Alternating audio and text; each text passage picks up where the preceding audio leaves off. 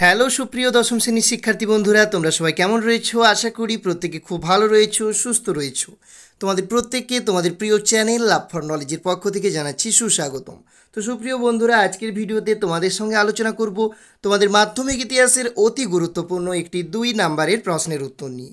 তো চলো আজকের প্রশ্নটি দেখে নিচ্ছি। তো আজকের প্রশ্নতে বলা হয়েছে 1813 সালের সনদ আইনের দুটি গুরুত্ব আলোচনা করো। তো চলো এই প্রশ্নটির উত্তর আমরা এখন দেখে নিই।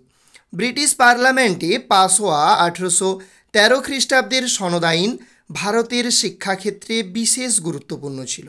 তাহলে এই যে ব্রিটিশ পার্লামেন্টে পাস হওয়া 1813 খ্রিস্টাব্দের সনদ আইন ভারতের শিক্ষাক্ষেত্রে বিশেষ গুরুত্বপূর্ণ ছিল। গুরুত্ব নাম্বার 1, অর্থ বরাদ্দ। এই সনদ আইনে প্রথম ভারতীয়দের শিক্ষার জন্য বার্ষিক 1,00,000 টাকা ব্যয়ের নির্দেশ দেওয়া হয়।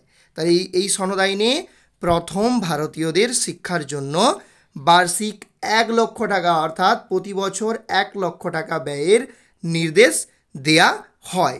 ওকে, তারপর কি বলছে? কোম্পানির একচেটিয়া বাণিজ্যের অবসান। এই আইন দ্বারা ভারতে কোম্পানির একচেটিয়া বাণিজ্যের অবসান হয়। তাহলে এটাও অবশ্যই একটা গুরুত্ব ছিল 1813 সালের সনদ আইনের।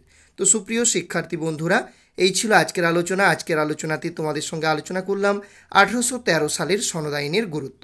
তো আশা করি আজকের ভিডিও তোমাদের ভালো লাগলো। যদি ভালো লাগে অবশ্যই একটি লাইক করো, সেই সঙ্গে তোমার প্রিয় বন্ধুবান্ধবীদের সঙ্গে ভিডিওটি বেশি বেশি করে শেয়ার করে দাও। আমাদের চ্যানেলে নতুন হয়ে থাকলে অবশ্যই চ্যানেলটি সাবস্ক্রাইব করে আমাদের চ্যানেলের সঙ্গে যুক্ত হয়ে যাও।